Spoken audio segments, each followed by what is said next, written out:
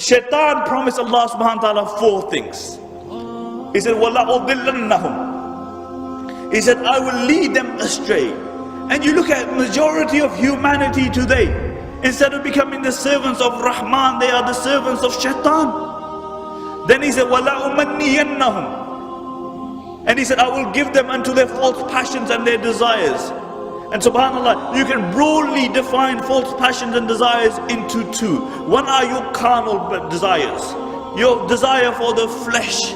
And you look at our society, how it has succumbed to the wish of Shaitan.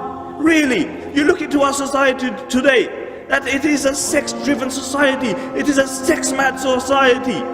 That the society promotes sex as long as you have safe sex, because according to them it's a physical thing. You carry on.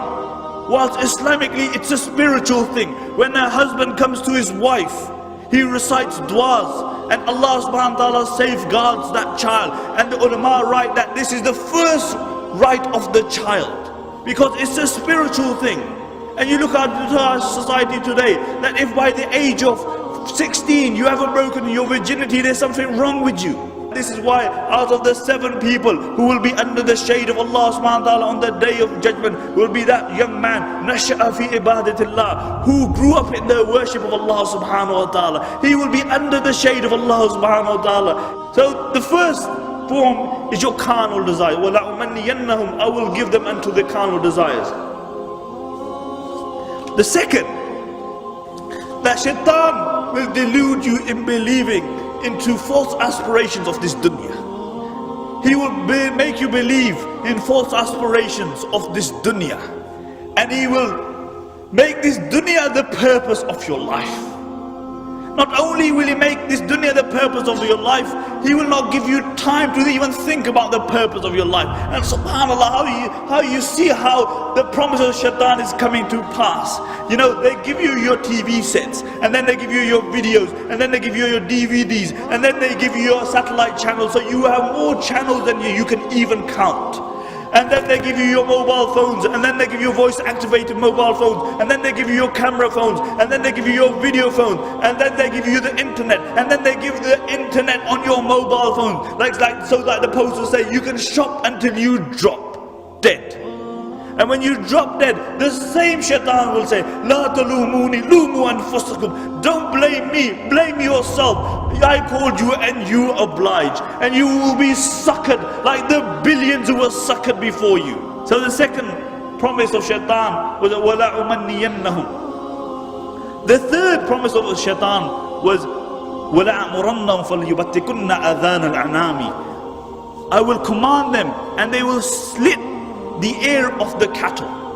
What the mushrikeen would do is that they would slit the ear, and they would slit the animal, and they would let on the name of their gods, and they would let it walk, and wherever it fell, it was halal for the males and it was haram for the women. This is what they would do.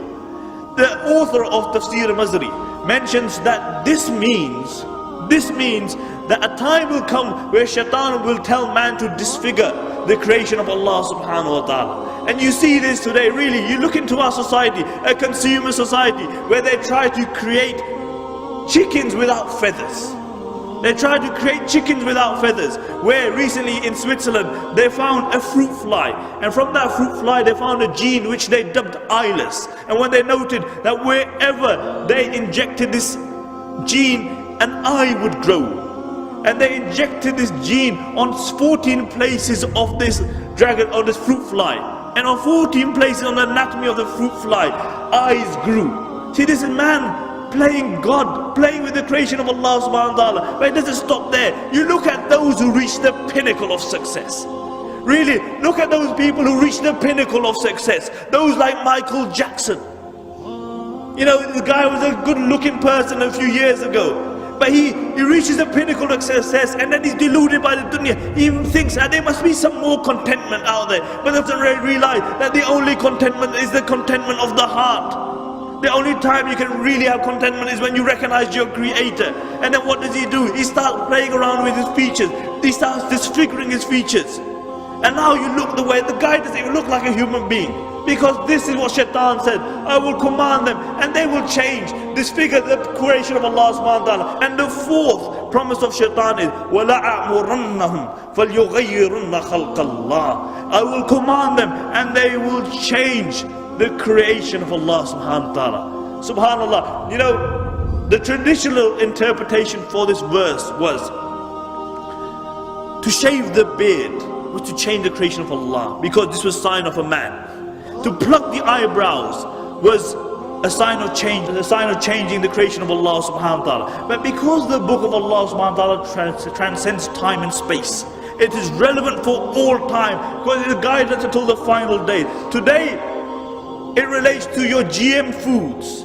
This is changing the normal process, changing the creation of Allah subhanahu wa ta'ala. See, when they take the antifreeze gene from the Arctic fish, and they inject it into your tomatoes so they have longer shelf lives. This is playing with the creation of Allah subhanahu wa ta'ala. Because believe it or not, fish don't have relationships with tomatoes. It doesn't work like that. This is GM food. You're playing with the creation of Allah subhanahu wa ta'ala. And look, what could be a greater change in the creation of Allah subhanahu wa ta'ala? What could be a greater change in the creation of Allah subhanahu wa ta'ala? That a man transforms into a woman and a woman transforms into a man.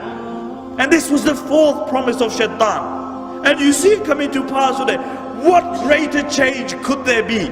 That a man becomes a woman and a woman becomes a man. And Shaitan says, I will command them and they will change the creation of Allah subhanahu wa ta'ala. And then the Prophet ﷺ said, hold on to the book of Allah. فِي نَبَأُ مَنْ كَانَ قَبْلَكُمْ وَخَبْرُ مَا بَعْدُكُمْ وَحُكْمُ مَا بَيْنَكُمْ. And the book of Allah subhanahu wa ta'ala is a hukm between you. It is a thing which passes verdict between you.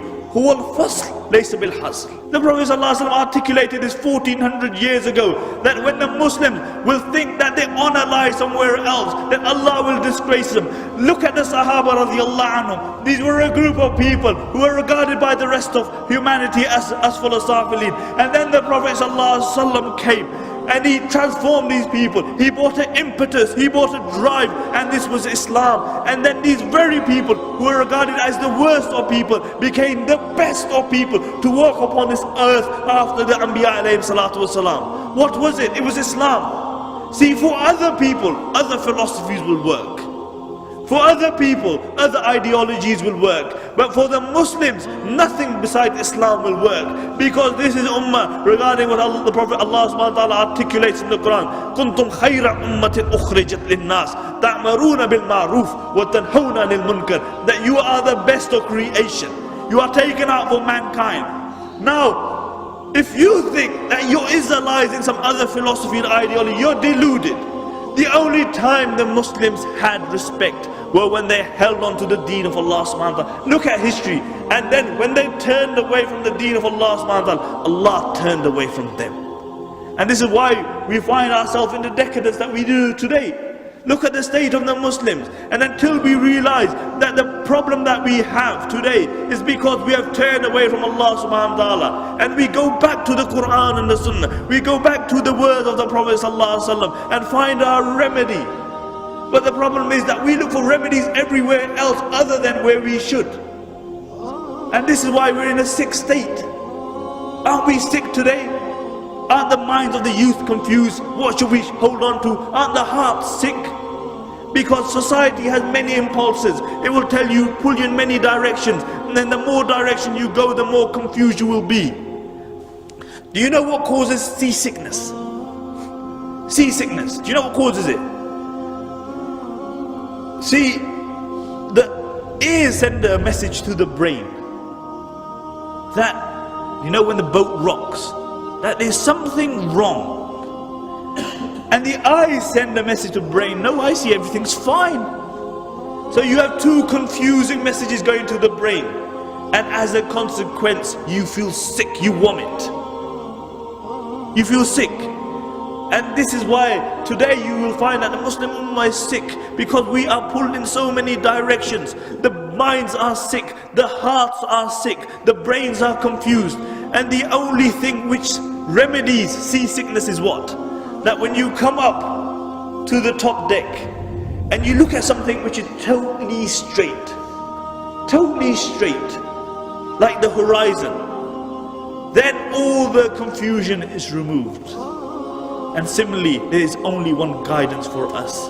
And Allah subhanahu wa ta'ala states this in the beginning of Surah Qaf. He says, Alhamdulillahi allazi anzala ala abdih kitaba wa lam yaj'al lahu iwaja. All praise be to Allah subhanahu wa ta'ala, who has revealed on the Prophet sallallahu alaihi wasallam, his servant, a book, and he has left no crookedness in it. And until we return to a book which has no crookedness, we will remain in the confusion that we find ourselves in today. May Allah subhanahu wa ta'ala make us from amongst those who follow the sunnahs of the Prophet sallallahu alaihi wasallam. May Allah subhanahu wa ta'ala make us from amongst those in a time of fitna. Go back to the book of Allah subhanahu wa ta'ala. May Allah subhanahu wa ta'ala keep us united in this dunya. And may Allah subhanahu wa ta'ala reunite us in Jannatul Firdaus. Subhanaka wa bihamdika nashhadu an la ilaha illa anta wa nastaghfiruka.